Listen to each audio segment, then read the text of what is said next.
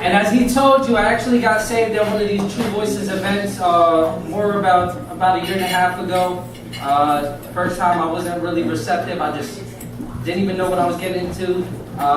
One of my coworkers kind of duped me into coming to the event, and that event has transformed my life. And I thank God for that. I thank Jesus for opening that avenue for me. There he goes. It's been said that the line between love and hate is as thin as a razor's edge. But then again, maybe the line between victory and defeat. So thin, in fact, that what first appears to be either may turn out to be the other. Well, for me growing up, it was always the other. See, I grew up in an environment molded on the basis of a Muslim father and crafted onto a foundation of, well, convenient reality. So the person standing in front of you wasn't always receptive. Nor was the name Jesus in my house always accepted. But through His grace, I was delivered, and well, now I no longer hold on to these jaded perspectives. Islam raised me, but it was through the blood of the Lamb that God saved me. See, He comforted my pain, pain which was waged upon my infant psyche by those who I thought loved me, inflicted on me just for the sake of encouraging the quiet assurance of generational sameness. See, I was a man favored by freedom, yet I depreciated the agitation. See, I despised the struggle, but I wanted the progress. See, I wanted the crop, but didn't want to plow up the ground and get it. See, I wanted the rain, but with no lightning and thunder. See, I wanted the ocean, but didn't want to deal with the awful roars of its many waters. You see, these pitfalls, which shape my preparation to meet my destiny, never seemed positively impactful until that divine moment.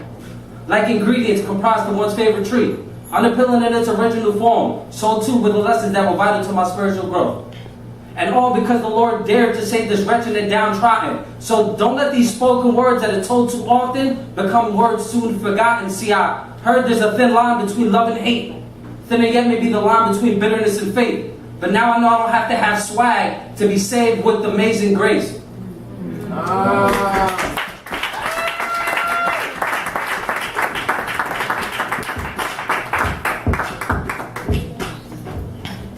Some experiences encourage us. Some momentarily eviscerate us. Some entomb the totality of our confidence, and some enable our confrontation with the trolls that haunt the bridges of our redemption. But for the most part, they enlighten us to some degree. She stood like a lady in waiting, all while time remained still. Her name Esther, but you see, I'm not sure if it is a Ruth. Ever so poised, she balances sensitivity with responsibility, and has earned confidence through her integrity. She facilitates development in others through being a servant. Always willing to learn from those who won't, she takes more than her share of the blame and takes less than her share of the credit. Appointed by the Lord to speak life into my diminished spirit, quiet rumblings of this savage heart were untamed by her affections unspoken. Her voice, like the echo of the wind, my ears tilted with reverence, eager to be enlivened. Her words radiated with the intensity of 1,000 prisms cast against a sun-drenched mirror pointed into space.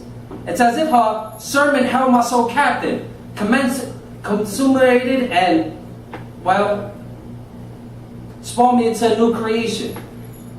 She reminded me that a man is more than the sum total of the realities that are solely played into the field of dreams that are carved into his mind.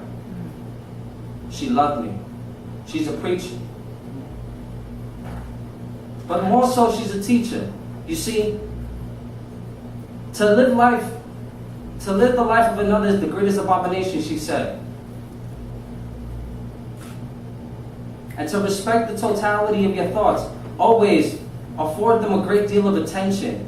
What may first seem like random may turn out to be a clue, a foreshadowing of your compelling truths, and a greater catalyst for your life's perfect pursuit. See, I'm no longer that quiet storm. See, I'm that wind that wails. See, I'm that lightning that thunders. And see, I'm that ocean that roars.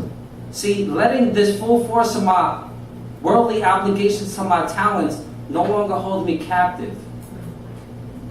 I thank you, First Lady, for this realization.